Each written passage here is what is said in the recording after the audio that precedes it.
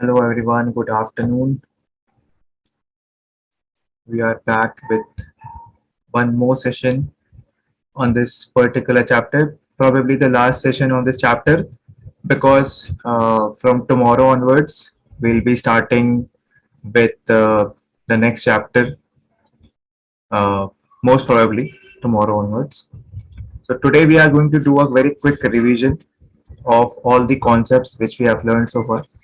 And also, many of you asked me conservation of momentum last time that what could be the examples or what actually is conservation of momentum. So we'll be discussing that as well. And I hope that I'm visible and my screen is visible to all of you and I'm audible to all of you. Just reply in the chat.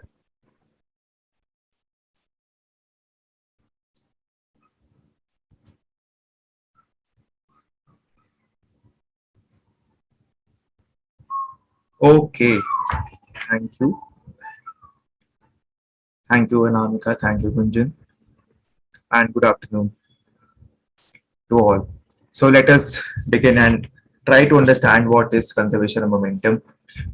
So last class में uh, I taught you and I gave you one document as well, which was a derivation of conservation of momentum. That how is momentum conservation of momentum been derived?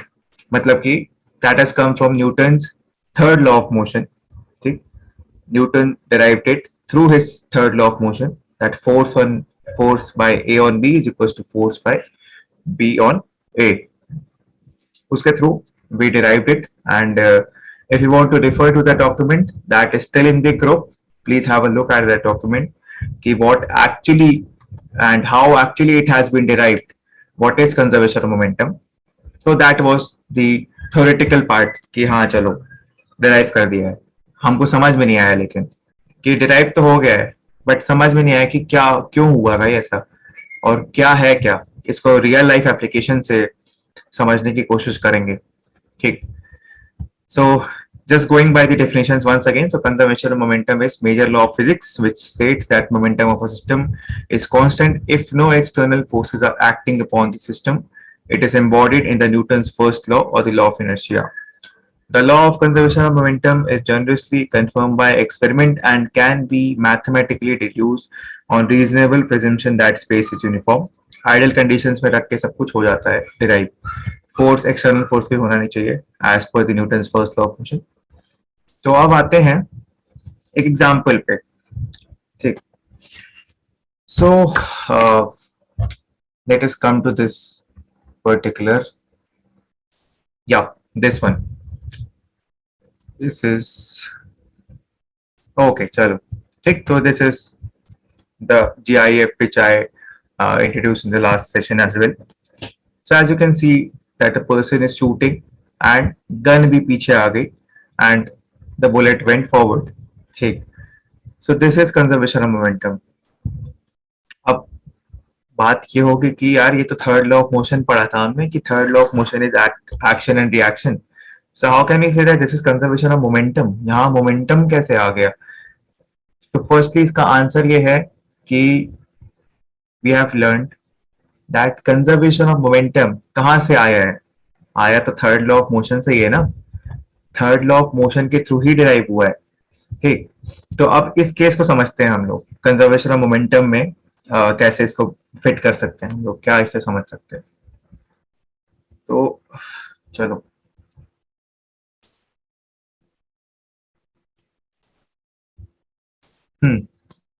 recoil of a gun. This is visible, I hope. इसको किया थोड़ा सा.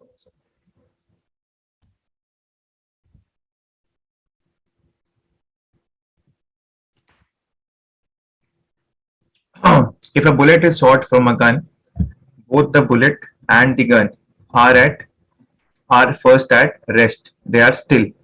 दोनों अभी rest पे. Suppose you are holding a gun and you haven't get taken your shot. अभी rest पे है सब. And this whole is known as a system. ठीक है. So if you are getting confused कि what is a system, so I'll tell you this whole thing, gun and the bullet, is known as system. And momentum conservation, when we'll talk in wider aspect, जब questions आते हैं इस पे जो कि नहीं आएंगे हमारे, क्योंकि वो दो हजार मतलब कॉन्सेप्ट इज सेम बट वो क्वेश्चंस नहीं आते हैं. सो सिस्टम लेते हैं हम लोग. एक मोमेंटम में हमेशा सिस्टम लिया जाता है, एक पूरा कंजर्वेशन मोमेंटम में सिस्टम इज टेकन. तो एक बुलेट एक गन सिस्टम हो गया हमारा. ठीक है, चलो ये क्लियर है. Total momentum before firing is zero. ठीक है, अब हमने जब फायर ही नहीं किया है, हमने उसको वेलोसिटी ही नहीं दी है, हमने उसको क्या कहते हैं फोर्स ट्रिगर पुल ही नहीं किया, तो मोमेंटम जीरो होगा. क्यों जीरो होगा? मास. हाँ, ये बताओ क्यों जीरो होगा? क्या जीरो होगा मोमेंटम का? क्या कौन सा पार्ट जीरो होगा? वेलोसिटी जीरो होगी. बिल्कुल सही. मास जीरो हो सकता है? मैं कह रहा हूँ मास जीरो होगा. हो सकता है?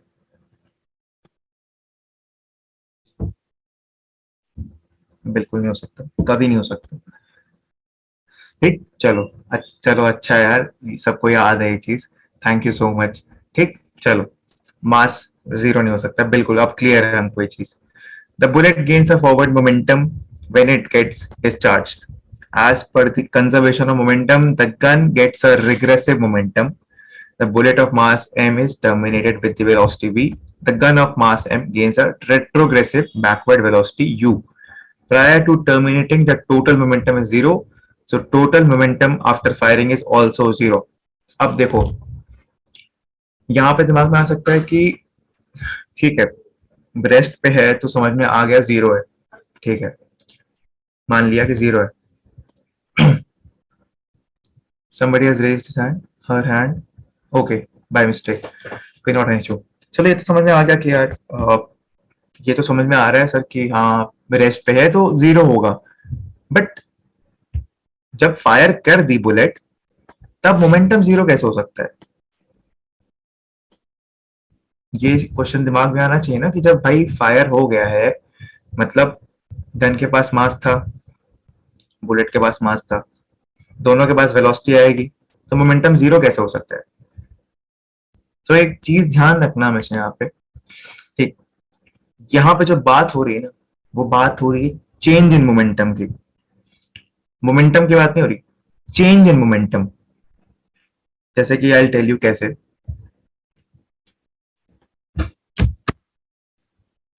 जस्ट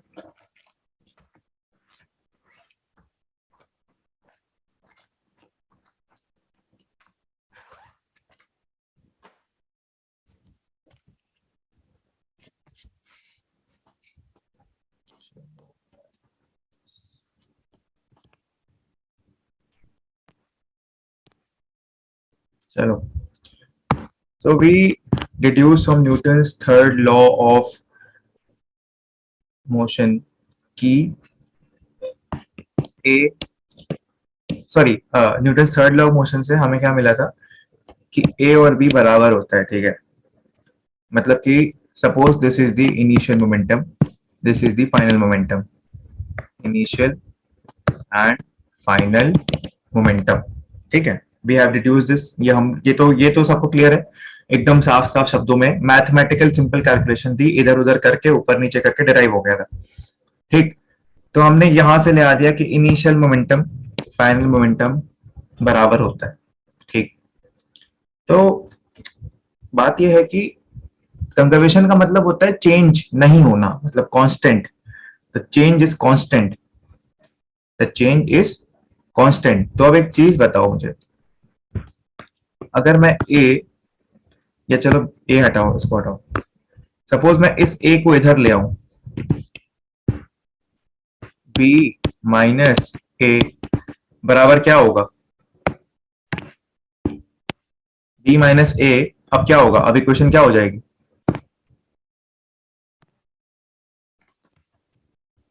चैट में एक बार रिप्लाई प्लीज. जो लोग करते हैं वही लोग करते हैं.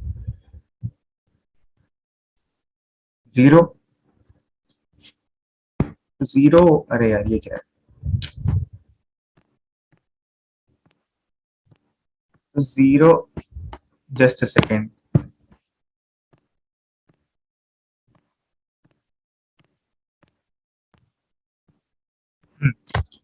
तो क्या मैथमेटिकली भी हम लोग नहीं बोल सकते हैं कि चेंज इन मोमेंटम तो जीरो ही है?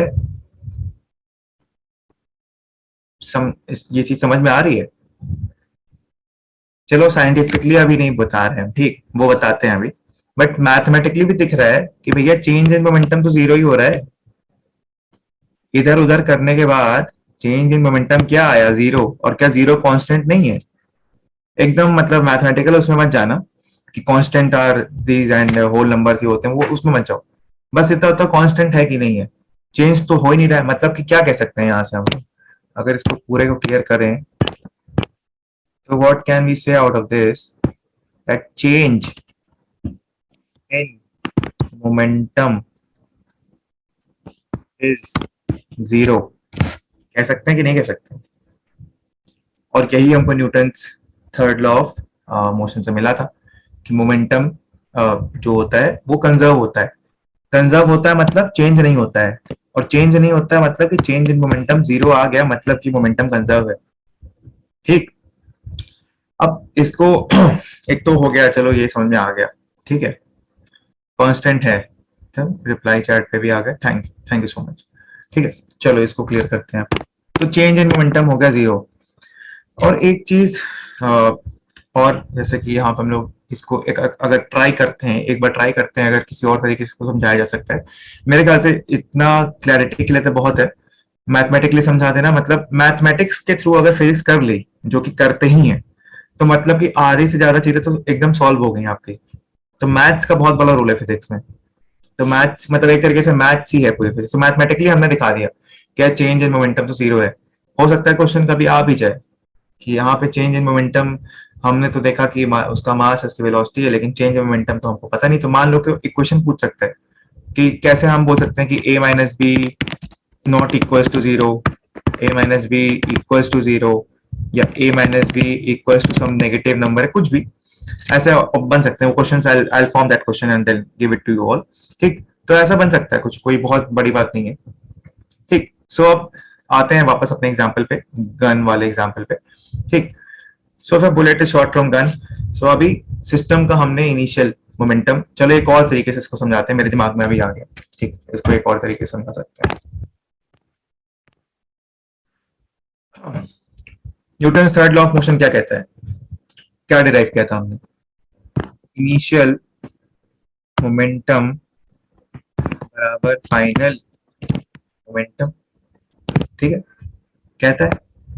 तो अब ये बताओ, कोई, आई एम सेइंग कि suppose there n number of bodies be there in a system. ठीक है, n number, I don't know how many bodies are there, but for your convenience we are taking it as two bodies, that is the bullet and the gun. Okay, for your convenience we are taking at two bodies, but for this is applicable for n number of bodies in a system. ठीक है, so we are taking n बराबर 2 यानी कि bullet and a gun. Now tell me, this is the gun which is kept here, this is the bullet. Pardon me for this vahiyat drawing. ठीक, now tell me the initial momentum for this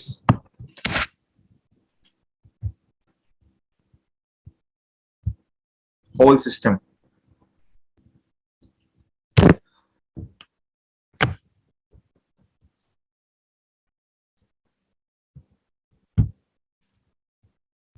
Can anyone?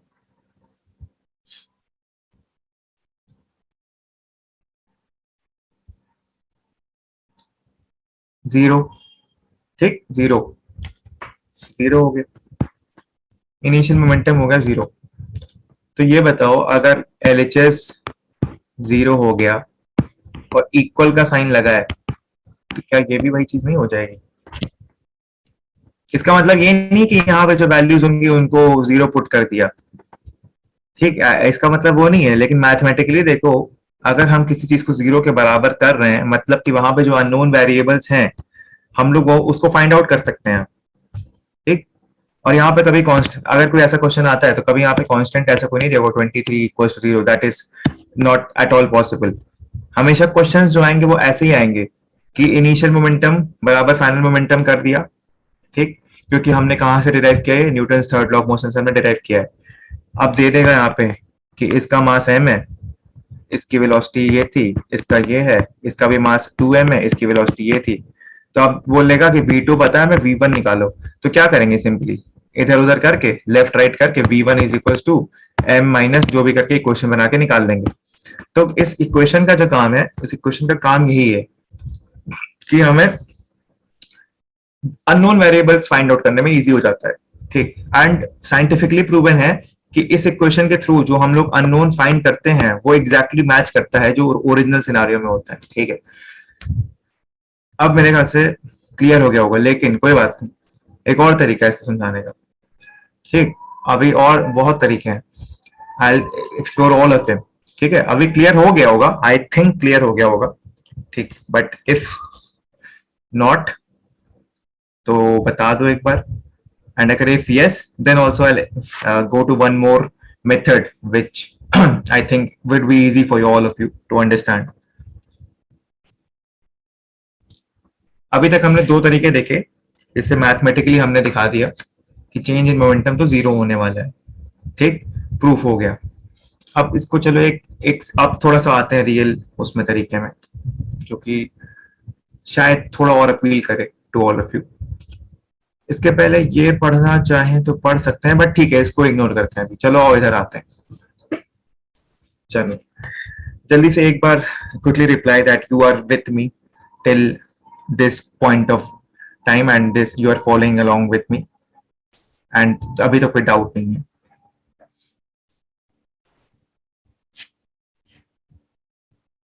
एक देखो chat में, I want replies in chat, sorry for that but I want replies in chat. I have this OCD of checking the chat box again and again so that I could know that everyone is getting the concepts.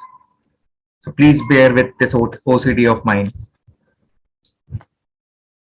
Thank you, thank you. चलो अब एक और तरीका आते हैं। ठीक है, ये बताओ, यहाँ पे दिख रहा है ना, name person A person B and this is the total amount. Now say there's a person A who has rupees 100 rupees, person B has rupees 100, so what is the total? rupees 200, rupees 200 total. ठीक है, now what happens is person A gives rupees 50 to person B.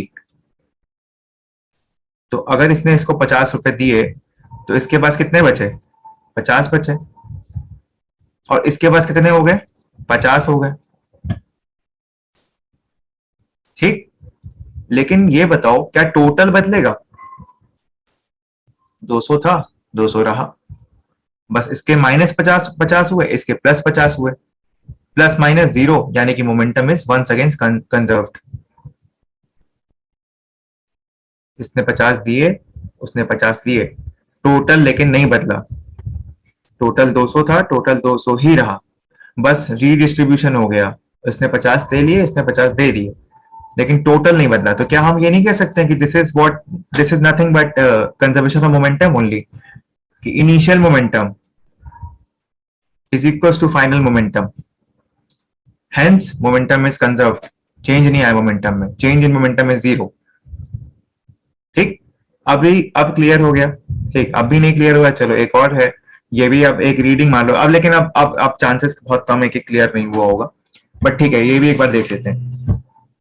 Momentum loss by object 1 is equal to momentum gained by object 2।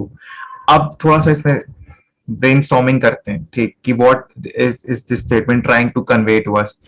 इसमें वो कह रहा है कि momentum loss by object 1 is equal to the momentum gained by object 2। Now suppose, अब एकदम clear हो जाएगा, बस ध्यान से just follow along, just follow along और एकदम क्लियर हो जाएगा। अब कोई डाउट नहीं आने वाला है। ठीक, चलो, this is whatever this is, okay, this is a bus,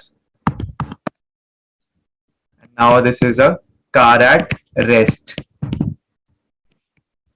okay, this is a car at rest and the bus is coming on with some velocity, say v only, okay. This has a mass of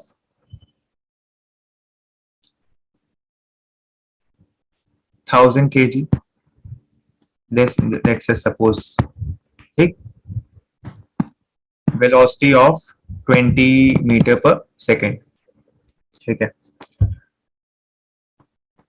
So that means this has some momentum. किसी के पास मास है और velocity है, मतलब उसके पास momentum भी है. इसके पास कोई मोमेंटम है. ये कार के पास कोई मोमेंटम नहीं है, रेस्ट पे है ये कार.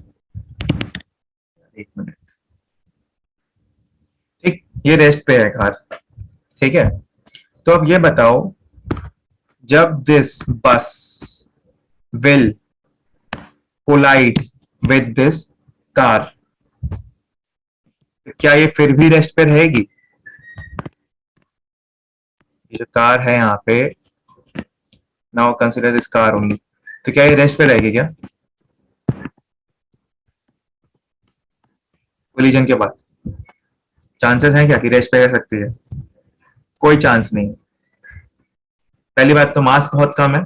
मास कम मतलब एक्सेलरेशन जल्दी पकड़ लेगी, पढ़ा था हम लोगों ने. तो मतलब ये भी मूव करने लगेगी. तो अब हम ये, और अच्छा एक चीज और, ये बताओ ऑल ऑफ यू, क्या बस रेस्ट पे आ जाएगी?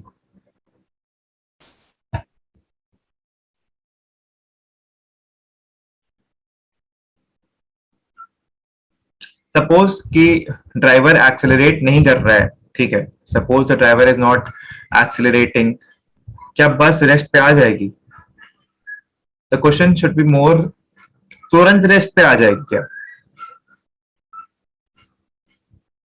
तुरंत रेस्ट पे नहीं आएगी ना, ठीक है. क्यों नहीं आएगी तुरंत रेस्ट पे? इसमें साइंस लगानी भी नहीं है, ठीक है. जस्ट सिंपल लॉजिक सोचो, ठीक, कि इतने इतना हैवी चीज है, 1000 kg का मास है, उसके पास स्पीड भी अच्छी खासी थी, ठीक, मास है, सब कुछ था, उसके पास एक्सेलरेशन भी था, ठीक, सब कुछ है.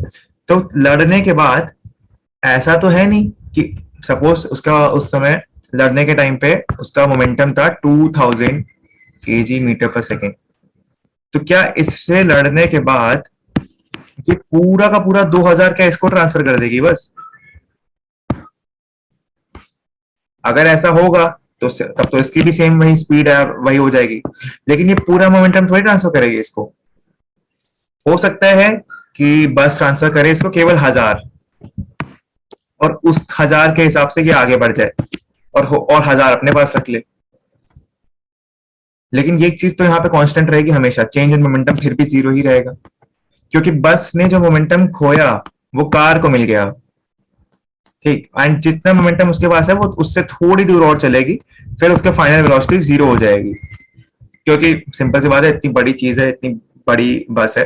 एंड मोमेंटम फ्रिक्शन पे डिपेंड करता है, बट उसके लिए हमको फ्रिक्शन जानना बहुत जरूरी है. तो फ्रिक्शन हम लोग कल स्टार्ट करेंगे, then I will tell you कि मोमेंटम फ्रिक्शन पे कैसे डिपेंड करता है, एंड समझ में आ भी गया होगा कि कैसे डिपेंड करता है, ठीक. बट ठीक है, कल हम लोग उसको चैप्टर के थ्रू समझेंगे.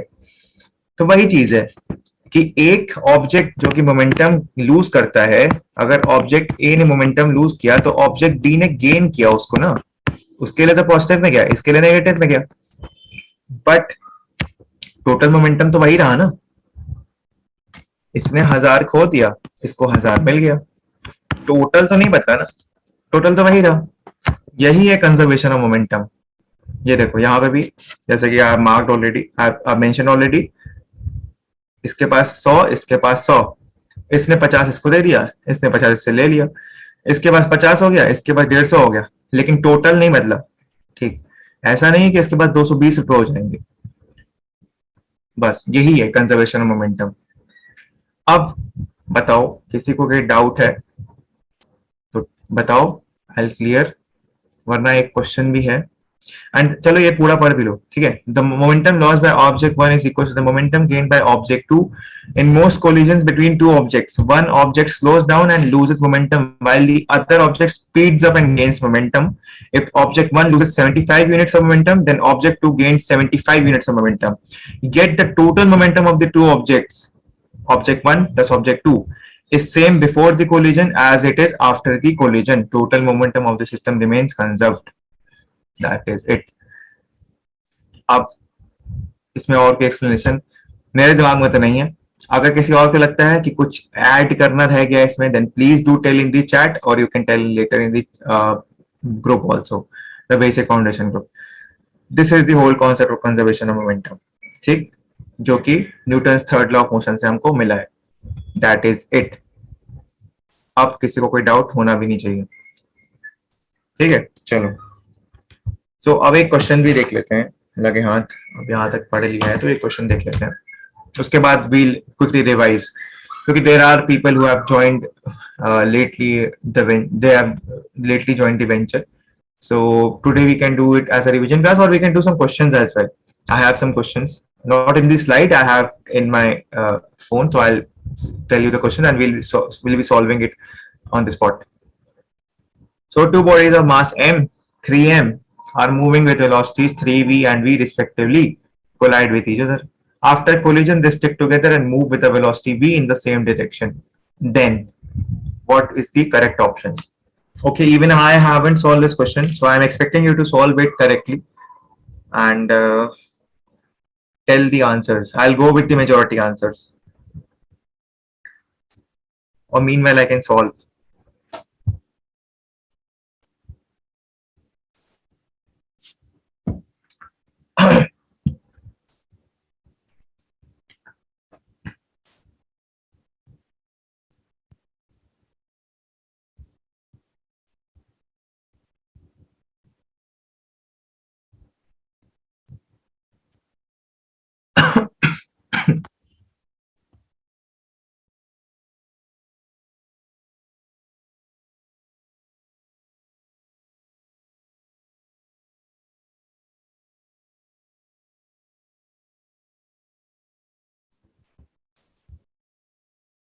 B. ठीक है, और answers waiting for others to answer as well.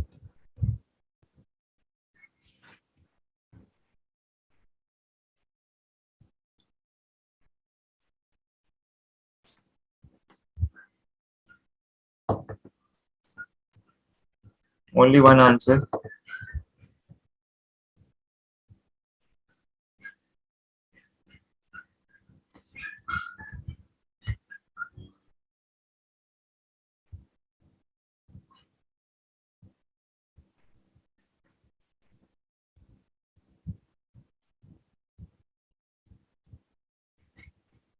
B. Then I think B is the correct answer. Simple वही फॉर्मूला लगाया होगा. Those who have found the answer, उन्होंने वही फॉर्मूला लगाया होगा. इनिशियल मोमेंटम बराबर final momentum. That is it. That is the only formula that is to be applied and you will get the answer. ठीक है, तो I am going with B only. दो लोगों ने बी बोला है एंड आई ऑल्सो थिंक कि हाँ, मैथमेटिकल कैलकुलेशन के बाद m और 3m दिया है तो 3 तो ऊपर आना चाहिए और वेलोसिटी 3v और v है. हाँ सही है, 3/2v होगा इसका answer.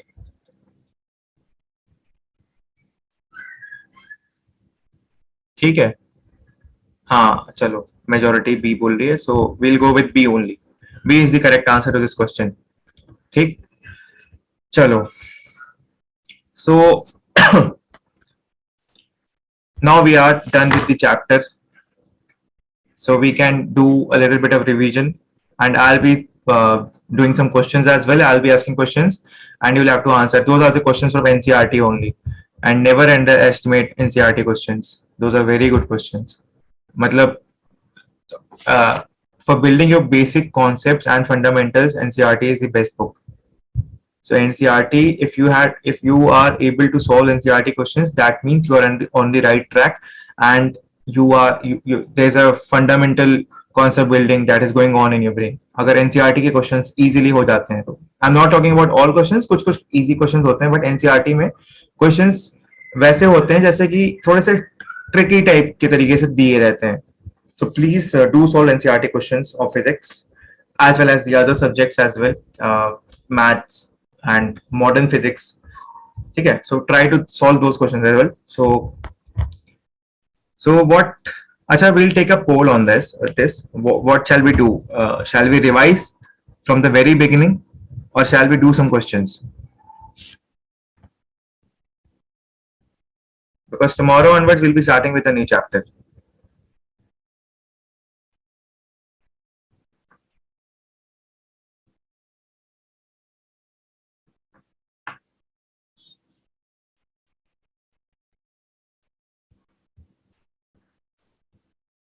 Please respond in the chat.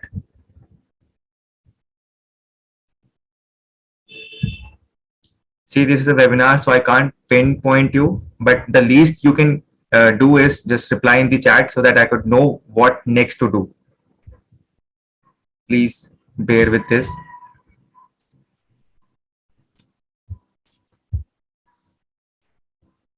Revision or questions?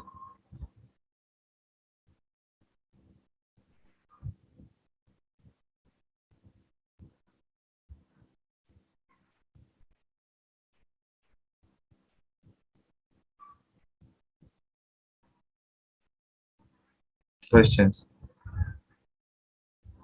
Thank you, Mayank. Thank you, Avinash. Thank you, Anamika. Okay, so we'll go forward with the questions only. Tomorrow we'll start fiction. Okay.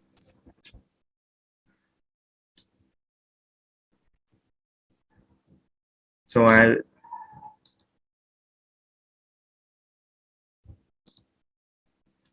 so now let us see with question revision. अच्छा, that is also good. हाँ चलो, हाँ that would be best. यही करते हैं because there are new people, so even they would be benefited by this question along with the revision. ठीक. So NCERT, there's a question which I'm seeing on my phone screen is which of the following has more inertia? ठीक. I'll be posting the questions and you'll be answering. Just a second.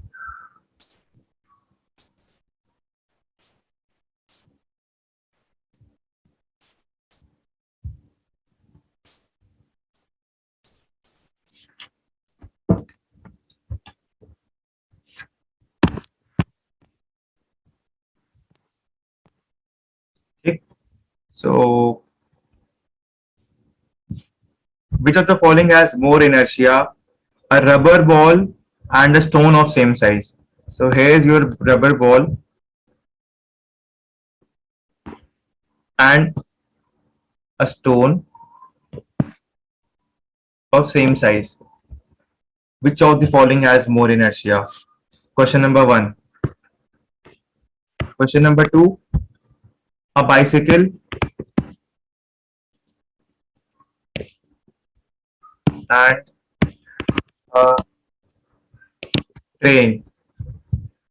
Then, okay, firstly, let us get the answer to these questions. Then we'll move forward. It's better that I should write this on the chat. Yeah, yeah. Say using stylus is not compatible.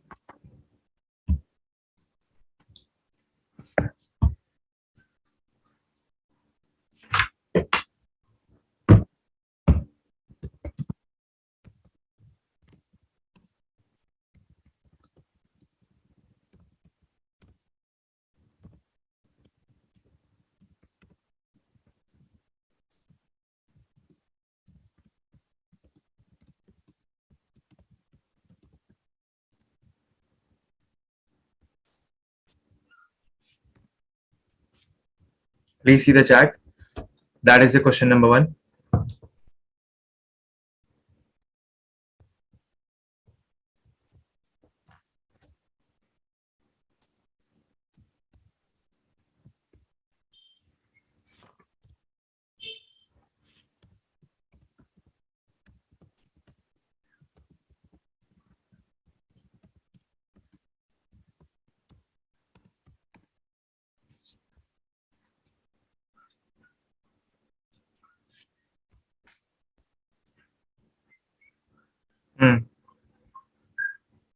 Okay.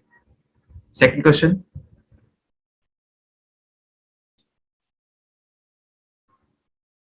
Yes. Yes, ma'am. More mass, hence more inertia. Yes. That is the reason. So, okay, Mayank already answered it, but I'll tell you.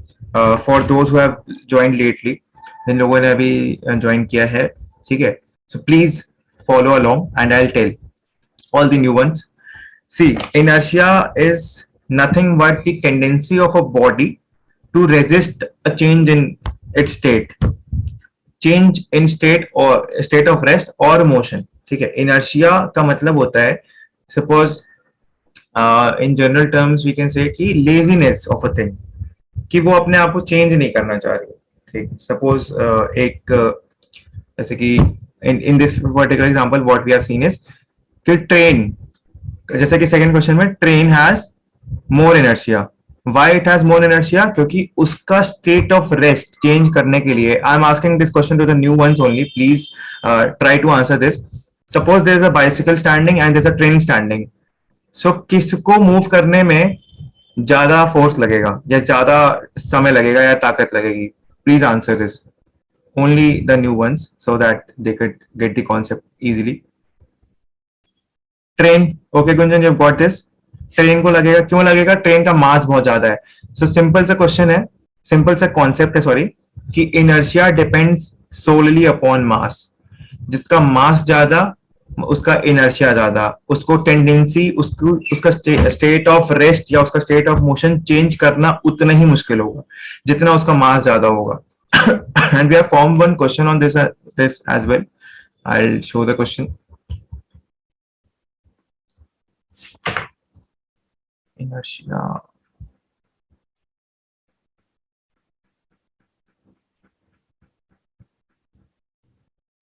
Where is inertia? This one.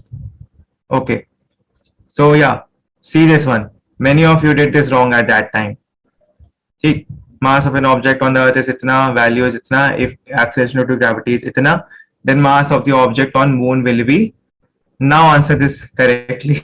Let us see how many of you can answer this one.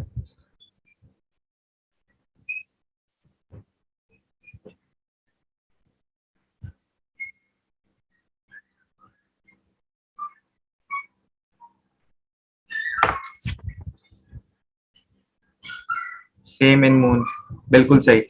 क्यों? क्योंकि मास depend नहीं करता है कहाँ पे हो आप, मास हर जगह सेम रहेगा. वेट हमारा वेरी करता है क्योंकि वो वेट डिपेंड करता है एक्सीलरेशन ड्यू टू ग्रेविटी पे. ठीक, चलो एक तो ये क्वेश्चन हो गया, एक क्वेश्चन और लेते हैं इनर्शिया का. ये थोड़ा सा डिबेटेबल क्वेश्चन था.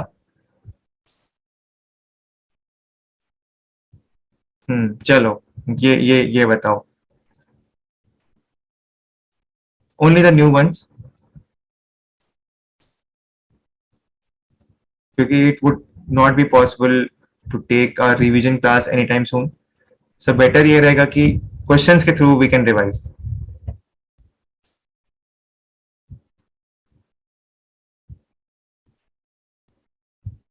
As soon as a train starts moving, the head of the passenger sitting in it tilts backwards because of this.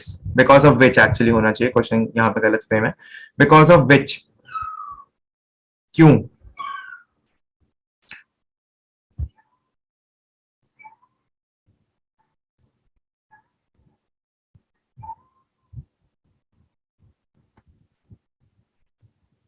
Is Vivek there? Please answer this question, Vivek. Or Shubham, please answer this.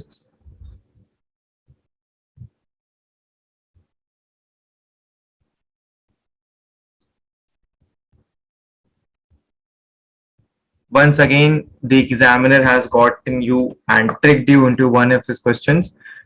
फिर गलत हुआ यहाँ पे.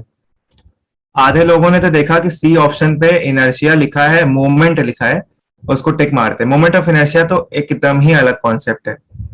फिर कुछ लोगों को लगा कि बी होना चाहिए. बी बिल्कुल भी नहीं होगा. ऑप्शन होगा ए, इनर्शिया ऑफ स्टेबिलिटी. कंफ्यूज करने के लिए यहाँ पे स्टेबिलिटी लिख दिया, इसको इनर्शिया ऑफ रेस्ट भी लिख सकते थे, बट कंफ्यूज करने के लिए इनर्शिया ऑफ स्टेबिलिटी लिख दिया है. तो इनर्शिया ऑफ स्टेबिलिटी हो गई, ठीक. And I will explain you why. Moment of inertia तो भूल से भी मत मार्क कर देना, मतलब नेगेटिव, डबल टाइम नेगेटिव हो जाएगा, इतना गलत आंसर है. मोमेंट ऑफ इनर्शिया बिल्कुल भी नहीं हो सकता. इनर्शिया ऑफ मोशन नहीं हो सकता.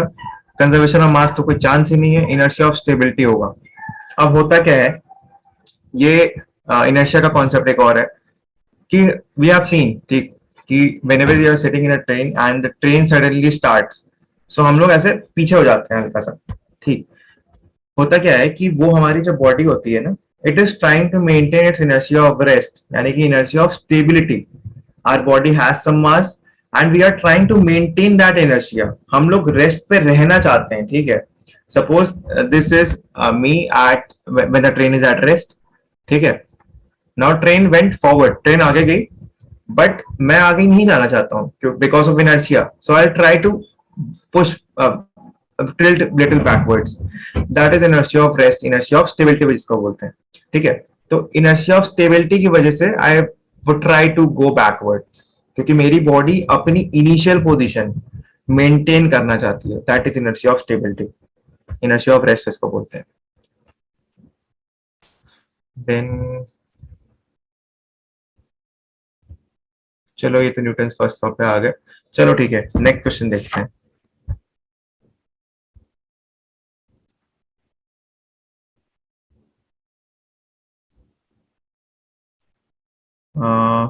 एक और है इसी का.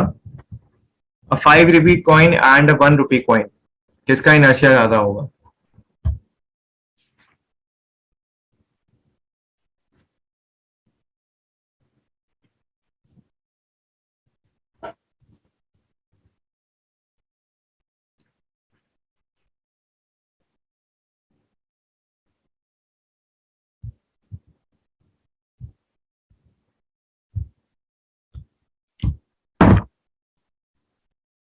₹5 कॉइन, एकदम सही. चलो ठीक है, समझ में आ गया ना ये जो न्यूबीज जो भी हैं उन लोग को समझ में आ गया, right?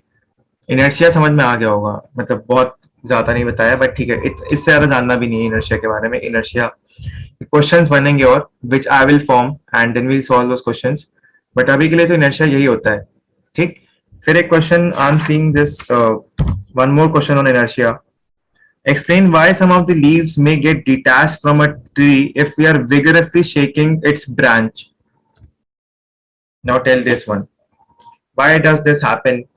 If you have ever done, कभी खेत खलियान में देखा होगा आपने कि जब हम लोग जाते हैं, मतलब चलो इसका एग्जांपल ऐसे लेते हैं कि लीव्स को हटा दो. ठीक है. आम तोड़ने गए होंगे कभी खेत वेत में, पेड़ में देखा कि हाँ आम लगा है, तो गए उसको ऐसे शेक किया, एक किसी ब्रांच को. पूरे पेड़ को तो नहीं हिला सकते हो. ठीक. क्यों नहीं हिला सकते? क्योंकि उसका मास बहुत ज्यादा है, उसका इनर्शिया बहुत ज्यादा है, तो वो अपना स्टेट ऑफ रेस्ट मेंटेन करेगा, उसको हम लोग नहीं हिला सकते हैं. ठीक. सो अब हम गए और हमें आम खाना था, तो हमने ऐसे ब्रांच हिलाई. ठीक. कोई भी फ्रूट लगा है सपोज, ब्रांच हिलाई, तो होता क्या है, आम भी गिर जाता है, पत्तियां भी गिर जाती हैं, बट ब्रांच नहीं गिरती है. तो इसका क्या रीजन है?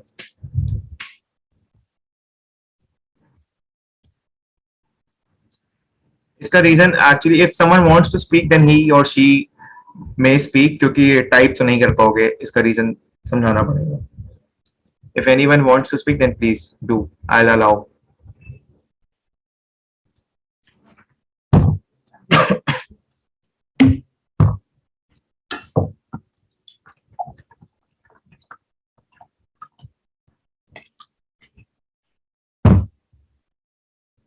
Inertia of rest of fruit, exactly, बिल्कुल सही. Inertia of rest of the fruit क्यों होता है? सी, ब्रांच हिला रहे, right? We are shaking the branch, branch motion में आ गई. Exactly, inertia of stability of leaf, branch motion में आ गई. बट ब्रांच मोशन में क्यों है? हमने एक्सटर्नल फोर्स लगाया. बट जो लीव्स हैं, जो फ्रूट है, दो दे वर एट रेस्ट. ठीक है, they were at rest, they did not want to move. तो उसके वजह से होता क्या है, just because trying to maintain their inertia of rest, वो अपने रेस्ट पे रहना चाहते हैं, उसके वजह से वो आगे पीछे होते हैं. आगे पीछे होने की वजह से क्या होता है, जहां से वो जुड़े होते हैं ना डंठल से, ठीक, उसके वजह से उस जो स्टेम होती है उनकी, वो डिटैच हो जाती है ब्रांच से, just to maintain that inertia of rest. यही इसका आंसर है, बिल्कुल सही है जिन लोगों ने भी आंसर दिया. Inertia of rest and inertia of rest of the leaves. ठीक है. Now let's see another question.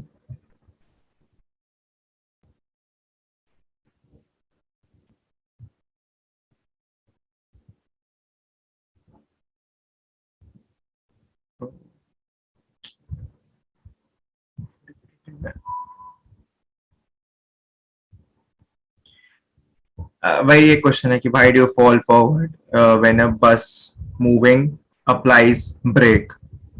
चलो थोड़ा सा डिफरेंट है, डिफरेंट नहीं है, बस दूसरा ही एस्पेक्ट है इनर्शिया का.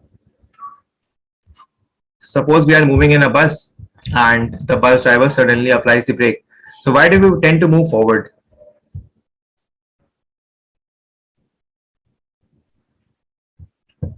Due to which inertia.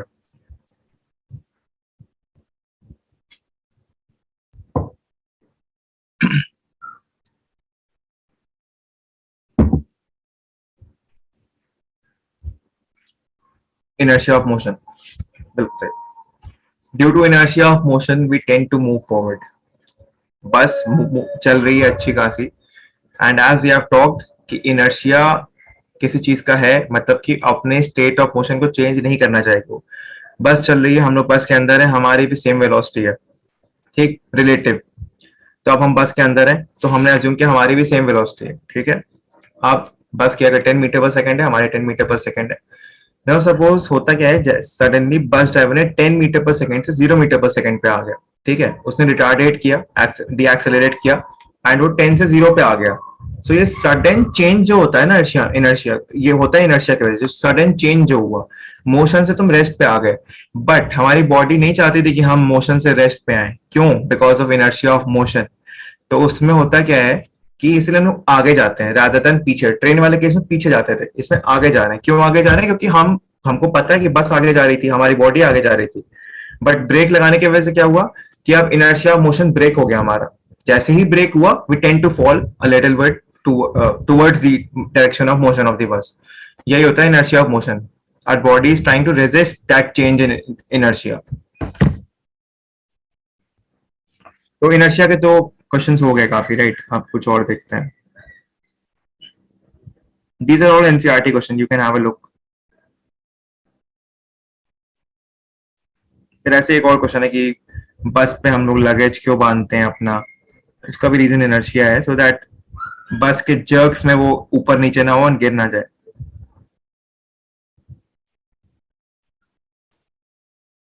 Okay, सो एक क्वेश्चन है, एक क्वेश्चन ऑफ मोशन का क्वेश्चन एक है. तो एक क्वेश्चन ऑफ मोशन में वी हैव रेड. कंडीशंस अच्छे से याद होनी चाहिए क्योंकि I did try to confuse you all little bit that day कि इक्वेशन ऑफ मोशंस एप्लीकेबिलिटी कहाँ पे है, and some of you did got confuse. तो अब ये देख लेते हैं. Acceleration must be constant, motion must be in a straight line. ये दो कंडीशंस हैं, तभी इक्वेशन ऑफ मोशन लग सकती हैं. अगर 2D मोशन हो रहा है या ऐसा कुछ भी हो रहा है, 3 डायमेंशन मोशन है, 2 डायमेंशन मोशन है, नहीं लगेगी वहां पे equation of motion. Straight line में मोशन होना चाहिए, 1D रेक्टिलिनियर मोशन, ठीक. ये क्या है? तो हाँ, इक्वेशन ऑफ मोशन ये डिराइव किया था. फॉर दोस्त हु वांट टू सी कैसे डिराइव हुआ है, वो डॉक्यूमेंट ग्रुप पे होगा अभी भी. Please go and check that document, ठीक. एंड क्वेश्चन यार इक्वेशन ऑफ मोशन के हैं that we don't need to solve क्योंकि कॉन्सेप्ट क्लियर है हमको. एंड क्वेश्चन ऐसे आएंगे भी नहीं, न्यूमेरिकल तो आते नहीं है. क्वेश्चन इसमें देखते हैं और क्या बन रहे हैं. इसमें एनसीईआरटी में there are many numerical questions as well, so we can skip that, but just for your conceptual understanding you may solve that also. Force.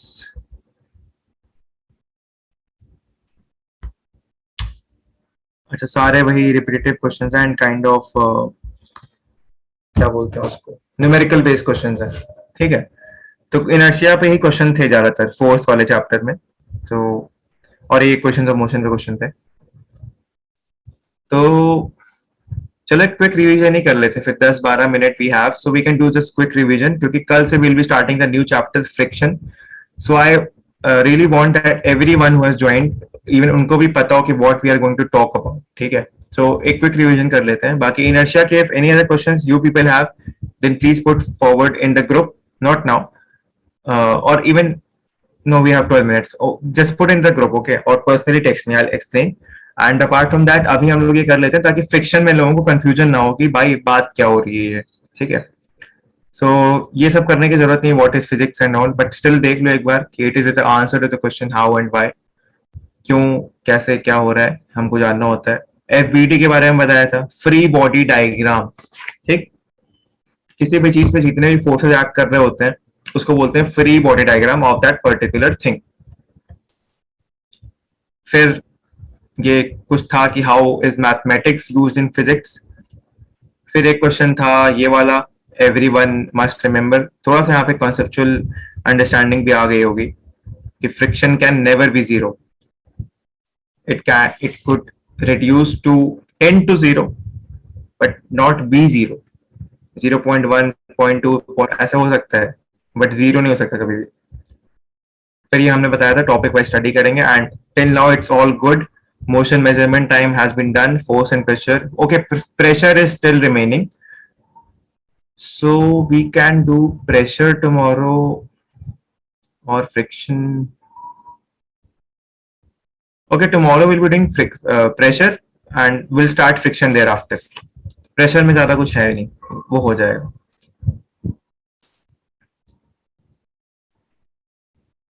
In space, अच्छा स्पेस वाले क्वेश्चन, हाँ स्पेस से एक और क्वेश्चन अभी याद आ गया. स्पेस में हम लोगों ने बात भी की थी कि स्पेस में न्यूटन्स लॉज ऑफ मोशन है कि नहीं है.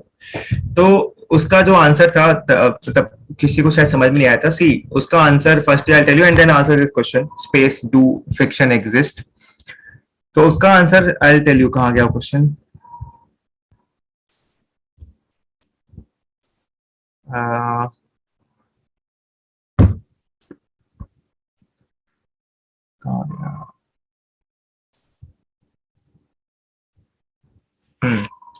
ये है ना शायद. Newton's third law of motion are applicable in space. ये था सॉरी, ये क्वेश्चन था. Just a second. सो उस दिन यहाँ पे डाउट ये आ रहा था कि चलो ठीक है सेकंड ऑप्शन सही है, Newton's third law of motion applicable होगा कि नहीं. अब देखो ये नहीं, ये एप्लीकेबल होगा ठीक है, बट नॉर्मल रिएक्शन का डिफरेंस हम लोग को समझ में आया था कि normal reaction by moon on the man is mg. तो वहां पे ग्रेविटी कम हुई है ठीक. तो हो सकता है कि ये यहाँ पे ये ऑप्शन इसलिए नहीं होगा क्योंकि ग्रेविटी कम हुई है. और नॉर्मल रिएक्शन क्या होता है हमारा, नॉर्मल रिएक्शन हमारा क्या होता है. Please answer this in the chat कि what is our normal reaction. I have taught this right. Normal reaction हम लोग जो वेइंग मशीन पे अपना वेट मेजर करते हैं ना, that is the normal reaction only ठीक है. वो हम लोग बोलते हैं कि वेट मेजर कर रहे हैं but that is our normal reaction only. Weight normal reaction, हाँ ठीक है वेट होता है ठीक. And normal reaction bye.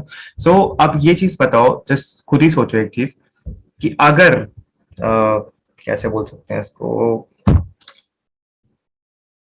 Suppose on moon, suppose if we are standing we hop on moon right, we move sideways and all.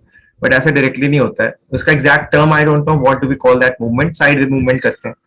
सो अगर normal reaction moon पे mg हो गया ठीक, तो दो चीजें डिफाई होंगी. पहले तो जो लोग कहते हैं कि मून पे हमारा वेट 1/6 हो जाता है, वो भी फेल हो जाएगा ठीक अगर नॉर्मल रिएक्शन mg हो गया. और प्लस अगर mg हो गया दैट मीन्स कि वो फोर्स जो तुम पे मून लगा रहा है. अच्छा एक चीज बताओ, mg/6 बड़ा है या mg बड़ा है. Just tell me quickly.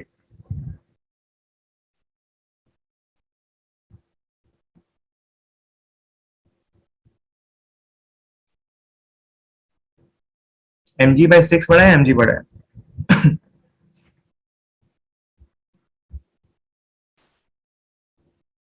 mg बड़ा है ठीक, बिल्कुल सही. तो अब ये बताओ हम लोग मून पे खड़े हैं, उसका ग्रेविटेशनल फोर्स हम पे mg/6 लगा रहा है एंड नॉर्मल रिएक्शन अगर mg होगा सो हम लोग उड़ते ही रहेंगे मून में. बट ऐसा नहीं होता है कि आप सीन द वीडियोस. वो हम लोग थोड़ा सा उसको वर्ड को क्या बोलते हैं, not getting the word exactly, थोड़ा सा हॉपिंग टाइप का मूवमेंट होता है क्योंकि वहां की ग्रेविटी इतनी स्ट्रांग नहीं है कि हमको एकदम ही मूवमेंट करवाते वहां पे राइट. इतनी स्ट्रांग ग्रेविटी नहीं होती मून की. So just to maintain this Newton third law of motion ठीक है. आई टोल्ड यू कि अगर ऐसा हुआ तो एक तो हम जो लोग कहते हैं कि हमारा मून पे वेट/6 हो जाता है एज कम्पेयर टू अर्थ, वो चीज डिफाई हो जाएगी अगर ऐसा हो गया. Newton third law of motion defy हो जाएगा. सो अगर इसको टेक्निकली भी एलिमिनेट करना हो in any of the examination you can see this very easily कि normal reaction by moon on the man is mg. ये नहीं हो सकता है ठीक. आई होप, मतलब किसको डाउट था, I don't remember the name. I hope I must have cleared this by now.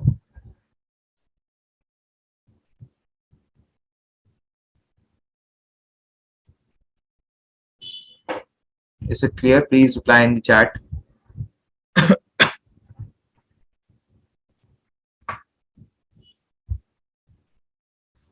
Clear? ठीक है, समझ में आ रहा है ना? क्योंकि देखो अर्थ पे वी आर स्टेबल क्योंकि नॉर्मल बराबर वेट हो गया हमारा। मून पे आई एम नॉट सेइंग कि वे एकदम स्टेबल खड़े होते हैं हम लोग, मून पे हम लोग एकदम स्टेबल नहीं होते हैं, there is a sideways movement, hopping movement. वो इसलिए होता है क्योंकि mg/6 लगा रहा है ना, हम भी अर्थ जो मून हम पे लगा रहा है वो भी mg/6 ही लगाएगा, क्योंकि अगर वो ज्यादा लगा देगा तो हम लोग ऊपर ही जाते रहेंगे क्योंकि mg बड़ा है। That is very much clear to all of you. ठीक है, सो थैंक यू। स्पेस से क्वेश्चन ये मुझे याद आ गया। And what was the question exactly? In space sir do friction exist? Okay, see friction does exist क्योंकि friction zero तो नहीं हो सकता है कहीं पर भी। ठीक, फ्रिक्शन जीरो नहीं हो सकता, this we have already read. ठीक है, एंड इनफैक्ट देर आर मतलब क्या बोलते हैं उसको, there are so many things in space. तो ये हमने सुना भी है। अगर if if we are going the right way, I tell you how. Rockets जो होते हैं, ठीक है, उसका मटेरियल जो होता है ना कुछ काफी मतलब अच्छे तरीके से बनाया जाता है। क्यों बनाया जाता है? क्योंकि considering we have to go into outer space. ठीक, we have to go into outer space, so there will be air resistance, there will be small particles and all these things which might corrode the outer plate of the rocket, right? ये हमको पता है कि यार अगर, चलो इसको friction भी नहीं बोलो, चलो एयर रेजिस्टेंस बोल लेते हैं। ठीक है, सो एयर रेजिस्टेंस की वजह से होगा हम लोग जब आउटर स्पेस में जा रहे हैं। ठीक है, so there is air resistance, there is friction as well, and there are particles floating around in the space as well. So rocket का मटेरियल इतना हार्ड बनाया जाता है, इतना अच्छे से बनाया जाता है ताकि वो सस्टेन करे एंड कुछ भी ऐसा करोजन ना आए उसके सरफेस पे। सो दिस मीन्स कि वहां पे मतलब फ्रिक्शन है। वेयर एंड टेयर से बचाने के लिए ही हम लोग उसके सरफेस को इतना अच्छा बनाते होंगे, राइट? तभी रॉकेट टेक्नोलॉजी जो है इतनी अच्छी है ताकि आउटर स्पेस में जाने के बाद कुछ भी लड़े ना। एंड सरफेस फ्रिक्शन की बात अगर करें, फ्रिक्शन में पढ़ेंगे हम लोग एक्चुअली, सरफेस फ्रिक्शन की अगर बात करें तो हाँ बिल्कुल, स्पेस में भी फ्रिक्शन होगा ही होगा। Suppose if you are rubbing your two hands तो हीट जनरेट होगा वहां पे भी। I haven't gone to space but yes, this is the concept, यही है, फ्रिक्शन होना चाहिए वहां पे भी।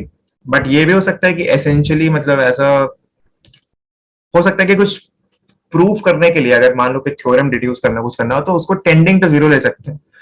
जीरो तो नहीं कह सकते हैं फ्रिक्शन, कभी भी जीरो नहीं हो सकता फ्रिक्शन। ठीक है, अगर जीरो होता तो स्पेस में हम लोग, जैसे कि तुम इससे ही समझ सकते हो कि अगर स्पेसशिप में जो लोग, जो इंटरनेशनल स्पेस स्टेशन में लोग रह रहे हैं या फिर जो जो टीम स्पेस में काम कर रही है, तो अगर फ्रिक्शन जीरो होता तो वो अपना पैर भी नहीं रख पाती वहां पे जमीन पे, स्पेस के अंदर, रॉकेट के अंदर। ठीक, तो फ्रिक्शन तो है, फ्रिक्शन जरूर है। I hope this is clear. Now let us move, एक बार थोड़ा सा आगे बढ़ते हैं, जल्दी से रिवाइज करते हैं, 2 ही 3 मिनट है लेकिन ठीक है चलो, आई टेल, हो जाएगा, इजीली हो जाएगा। क्वेश्चन किसने पूछा था एक बार बता देना, क्लियर हो गया? तब तक I am seeing this.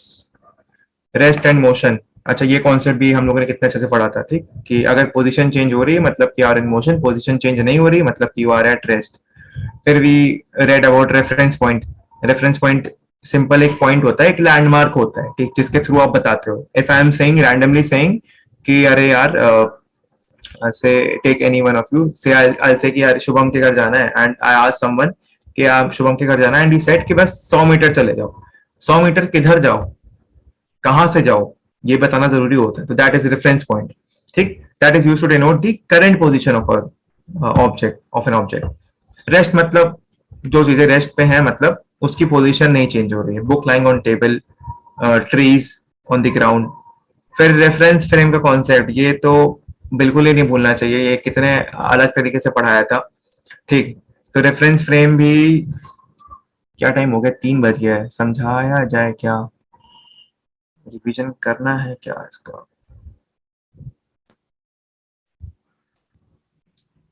Can we continue for 10 minutes if you all allow? 10-15 minutes।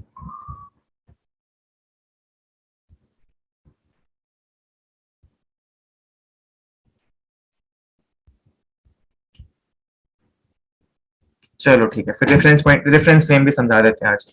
चलो एक बार फिर से रिवीजन करते हैं। रेस्ट मोशन, क्लियर सबको? पोजीशन चेंज हो रही है, the new people please listen very carefully. Motion वो होता है जिस विच सेज की पोजीशन चेंज हो रही है आपकी। आप 6 बजे यहाँ पे थे, 6:30 पे आप कोचिंग पहुंच गए हमारे, ठीक है? For people living in Prayagraj, ये जानते हैं क्या है, ये जानते हैं क्या है। कोचिंग से यहाँ पहुंच गए, that means your position has change, you are in motion. Rest मतलब पोजीशन चेंज नहीं हो रही है, यू आर एट रेस्ट। ठीक, बुक्स हो गई, ये इंसान बैठा है, ये बेंच पड़ी है। अब हम लोग आते हैं रेफरेंस फ्रेम के कॉन्सेप्ट पे क्विकली, ठीक है? सो ये सबको याद होगा, दिस आइकॉनिक मीम मटेरियल और iconic scene from the very very renowned movie. ठीक, तो so I asked you that question the other day कि is he at rest with respect to his wheelchair? ठीक, so आनंद भाई exactly ठीक। तो आनंद भाई अभी ये बताओ मुझे कि अपने व्हील चेयर के रिस्पेक्ट में, सपोज करो Munna starts moving him around the ward, so I have two questions for you, is he at rest और इज ही इन मोशन?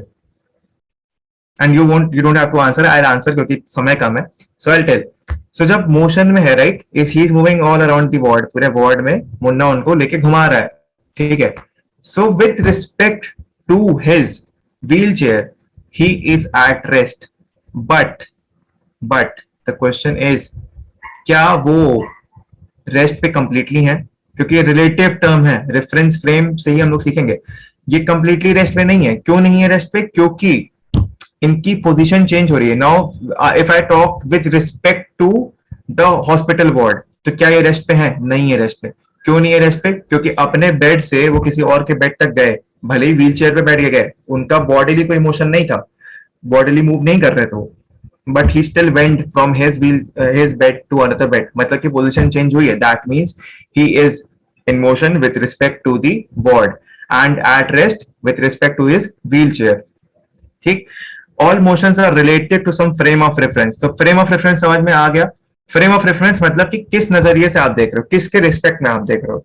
इसका एग्जांपल एक सिंपल सा, वो भी हम लोगों ने ये ट्रेन बस वाला एग्जांपल देखा होगा कि बस के अंदर हम बैठे हैं, ठीक, एंड बस के अंदर अभी हम हैं, ठीक है? तो हम तो रेस्ट पे हैं बस के रिस्पेक्ट में, बट जो हमें बाहर से देख रहा है उसका फ्रेम ऑफ रेफरेंस अलग हो गया।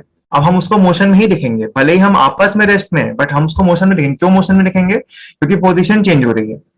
तो हमने यहाँ पे क्या लिखा था कि जिसके साथ चलोगे उसके रिस्पेक्ट में हमेशा रेस्ट में रहोगे। तो यहाँ पे हम बस के साथ चल रहे हैं, मतलब रिस्पेक्ट, इस बस के रिस्पेक्ट में रेस्ट में रहेंगे। यहाँ पे आनंद भाई व्हील चेयर के साथ चल रहे हैं, व्हील चेयर के रिस्पेक्ट में रेस्ट में रहेंगे। ठीक, मतलब जिसके साथ चलोगे उसके रिस्पेक्ट में हमेशा रेस्ट में रहोगे। ये चीज याद रखना हमेशा। तो रेफरेंस फ्रेम क्लियर हो गया। ठीक, ये देखो, एक तो हम लोगों ने बनाया था ना ऐसे ही। तो पोजीशन चेंज नहीं हो रही, इसका मतलब ये नहीं कि रेस्ट पे, क्योंकि रिलेटिव टर्म है ये सब रिलेटिव टर्म है। ये हम लोग को समझना होगा कि किस रेफरेंस फ्रेम की बात हो रही है। रेफरेंस फ्रेम पे डिपेंड करता है कि आप रेस्ट पे हो कि आप मोशन पे हो। ठीक, फिर हम लोग ने देखा टाइप्स ऑफ मोशन, ये बेसिक डेफिनेशंस है, कुछ इसमें जानने की जरूरत नहीं है। एक क्वेश्चन ये था, ये थोड़ा सा एक अलग केस था, तो इसको अभी मैं बता देता हूँ। ये ट्रांसलेटरी मोशन है। ठीक, इसमें किसी ने मुझसे क्वेश्चन पूछा था कि sir what would be this kind of a motion, अगर एक बॉल को हम ऐसे फेंक रहे हैं। तो पहले तो ये मतलब प्रोजेक्टाइल नहीं बोलेंगे इसको, एक्चुअली प्रोजेक्टाइल भी बोल सकते हैं अगर हायर स्टडीज में जाया जाए, projectile from some height. But ठीक है, हम सपोर्ट करें, हम ड्रॉप किए एक बॉल, ठीक है? तो पहले वो ऐसे नीचे गई, रेक्टिलिनियर मोशन फॉलो किया, फिर थोड़ा बहुत एयर रेजिस्टेंस की वजह से उसका डायरेक्शन चेंज होगा, तो वो आगे भी बढ़ेगी। ठीक है, आगे भी बढ़ेगी, तो इसको कंबाइन हम लोग बोलते हैं ट्रांसलेटरी मोशन। तो ये यहाँ पे था नहीं किसी में, तो इसीलिए आई टोल्ड यू। तो curvy linear plus linear motion, क्या हो रहा है? कर्व भी जा रहा है, ठीक, और ऊपर नीचे भी तो हो रहा है बार बार। समझ में आया? ऊपर नीचे आगे पीछे, बस हो गया। Curvilinear plus linear, sorry, curvilinear plus rectilinear is your translatory motion. ठीक, फिर ये हमने पढ़ा था मोशन एंड स्पीड। जल्दी से बस quickly I give you speed vector के बीच में डिफरेंस, क्योंकि वो सभी को आगे काफी हेल्प करेगा। तो स्पीड हमारी स्केलर क्वांटिटी होती है। For all the new people who have joined, I will tell you. ये अभी इसको बाद में समझेंगे हम लोग। और अब देखो ये एग्जांपल दिया था। स्केलर क्वांटिटीज क्या होती है? Quantities which have magnitude but no direction, and vector are those quantities which have magnitude as well as direction. तो इसका एग्जांपल हम लोगों ने समझा था बहुत अच्छे से कि ये किसी कोचिंग के बच्चे हैं, सपोज वी, ये हम ही लोग हैं, एक, हम सब के पास ना कुछ वैल्यू है, कुछ, किसी को आर्ट्स में इंटरेस्ट है, किसी को राइटिंग में इंटरेस्ट है, किसी को पढ़ाई से बड़ा डोपामिन रिलीज मिलता है एंड अच्छा लगता है, ठीक है, वी ऑल लव सम और काइंड ऑफ थिंग। सबके पास कुछ ना कुछ वैल्यू है, एंड हम सब कोचिंग में आए कलेक्टिव उसके लिए कि हमको क्रैक करना है एग्जाम, हमको ये एग्जाम निकालना है, हमको सिविल सर्विस से स्टेट सर्विस निकालना है। वैल्यू हम सबके पास है, ठीक, लेकिन हमको डायरेक्शन किसने दिया? डायरेक्शन दिया सर ने। तो जिसने हमको डायरेक्शन दिया वही हमारा वेक्टर हो गया। मतलब जैसे ही हमको डायरेक्शन मिला, एक वैल्यू को अगर डायरेक्शन मिल गया, मतलब कि अब हम लोग सर के पास आ गए तो हमको डायरेक्शन मिल गया।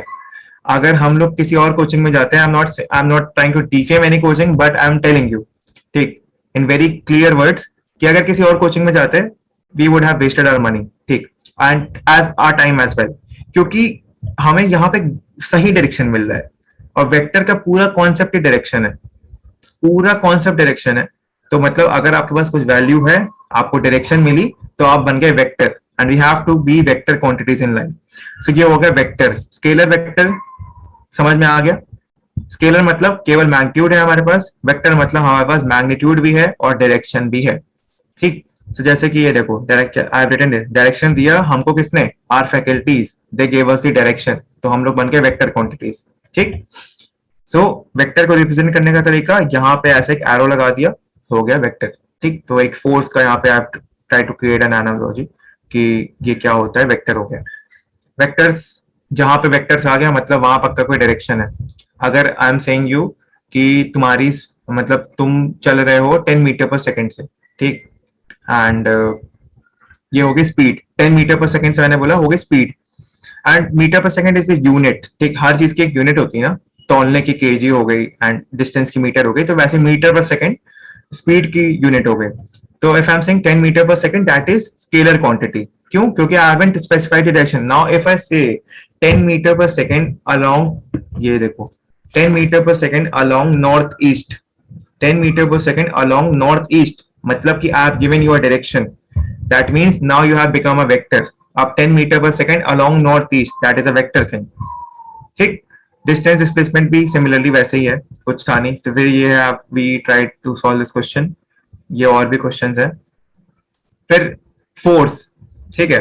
तो I have explain you this example, उस दिन ही समझाया था कि इफ, ये देखो, पहले तो फोर्स क्या होता है, फोर्स इज, क्या हो गया, इफेक्ट ऑफ फोर्स क्या होता है, ठीक। फोर्स में हम लोग पुश और पुल बोलते हैं, बट ये डेफिनेशन आपको यूज नहीं करता है, ठीक। तो इफेक्ट ऑफ फोर्स, फोर्स लगाया तो हमने किसी चीज को, अगर किसी का मास है हम उसको एक्सेलरेशन दे सकते हैं, या फिर उसका चेंज कर सकते हैं, उसकी डायरेक्शन को एंड उसके मोशन को।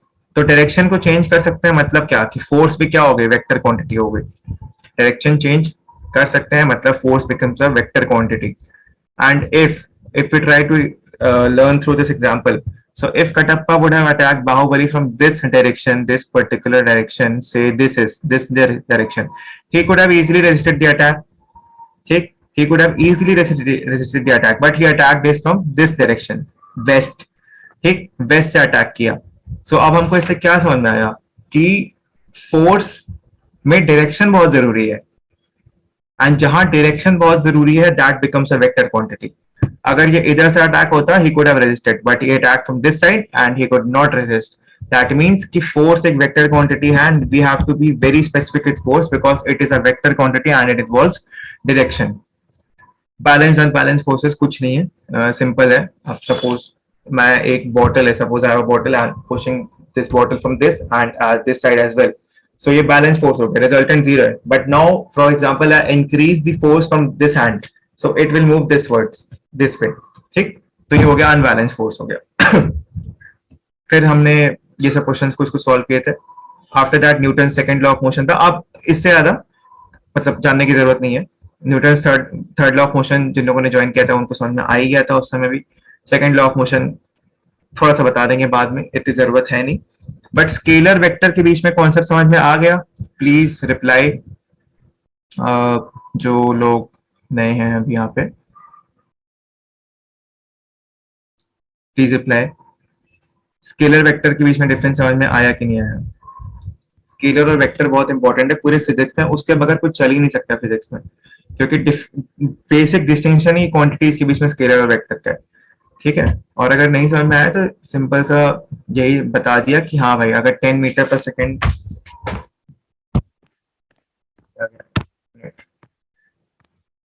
मैग्नीट्यूड है अगर तुम्हारे पास, देखिए 10 से 10, केवल 10 कहा, ठीक, तो मतलब मैग्नीट्यूड हो गया। अब मैंने कहा 10 मीटर, मतलब मैग्नीट्यूड हो गया, कुछ वैल्यू है तुम्हारे पास। But now I say 10 metre north west, जैसे ही ये डायरेक्शन दिया आप बन गए वेक्टर क्वांटिटी, बस यही स्केलर ये वेक्टर है, दैट इज इट। ठीक, any doubts then don't ask here because we are running short of time. हो ही गया अब, and rest you can ask me in the personal chat और in the basic foundation course group. You can stop the recording. Thank you everyone.